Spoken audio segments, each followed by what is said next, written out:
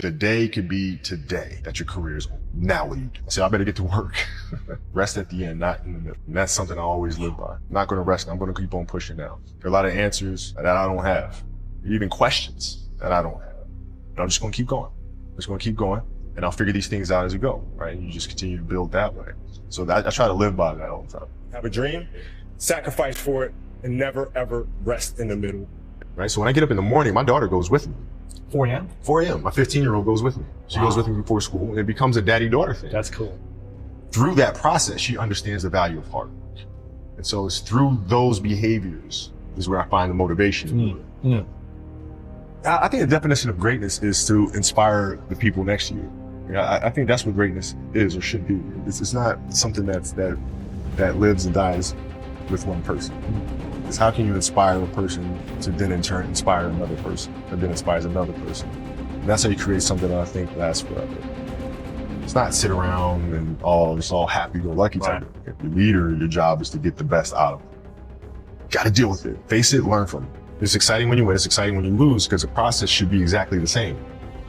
But the hardest thing is to face that stuff.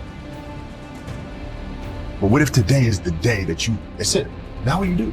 The hell with that. I'm scoring 60. Let's go. Right. And from there, I just went to work. I stayed with it. I kept practicing. I think that's when the idea of understanding a long-term view became important. Because I wasn't going to catch these kids in a week. I wasn't going to catch them in a year. Right? So that's when I sat down and said, okay, this is going to take some thought. All right, what do I want to work on first? All right, shooting. All right, let's knock this out. Let's focus on this half a year, 6 months, do nothing but shoot. All right, after that, all right, creating your own shot. You focus. So I started creating a menu of things. When I came back the next summer, I was a little bit better. And then 14 came around, back half 13, 14 years old, and then I was just killing everyone. And it happened in 2 years. I wasn't expecting it to happen in 2 years, but it did, because what I had to do was work on the basics and the fundamentals. But they relied on their athleticism and their natural ability. And because I stick to the fundamentals, it just caught up to me. And then my body, my knees stopped hurting. I grew into my frame. And then your athleticism, once you have the fundamentals, the hard work, the mindset, and you tack on the athleticism, then it was game. Wow. Love of the game, the challenge. Like I would watch Magic play, I'd watch Michael play, and I would see them do these unbelievable things, and I'd say, can I get to that level? I don't know, but let's find out. And so that curiosity to see where I could push this thing led me down that path, I think. Greatness lies ahead for this young man. Well, I learned that you have to work hard and you have to approach the game with a serious mindset.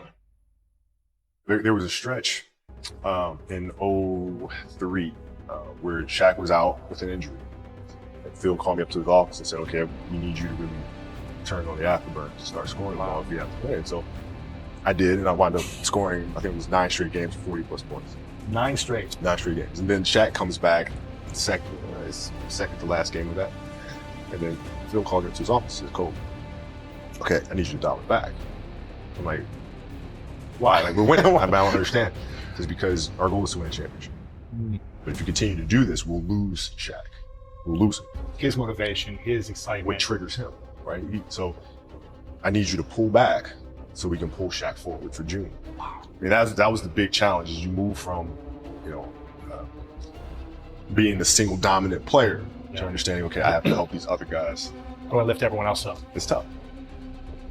It's more like you put yourself to the side and you put yourself in their shoes and understand what they're feeling. And then you have to make certain decisions of, okay, what buttons do I need to push for this player to get them to the next level? So it's not sit around and it's all happy-go-lucky time.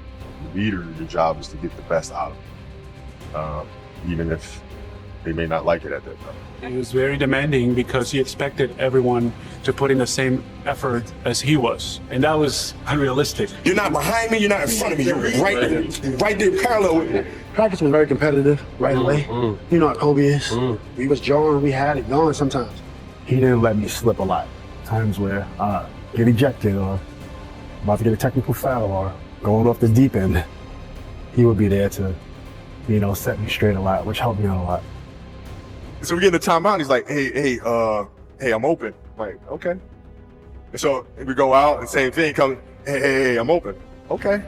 There you go. Come back in. hey, dude, you got to throw me the ball. I said, man, fuck that. Get it off the rebound if I miss, bro. Listen, I don't deal with people that don't commit at that level, but then act as if they do.